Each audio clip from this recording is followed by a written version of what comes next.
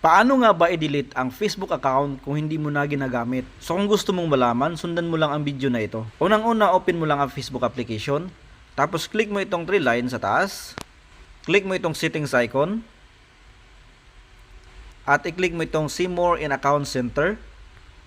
At dito sa account center, scroll down mo lang. Hanapin mo lang itong personal details. Click mo lang. At i-click mo itong account ownership and control. Dito mo makikita ang deactivation or deletion. Click mo lang. Click mo lang itong Facebook profile mo. At dito ang kailangan natin ay delete account. So i-transfer natin dito sa delete account. Click lang natin. At i-click itong continue.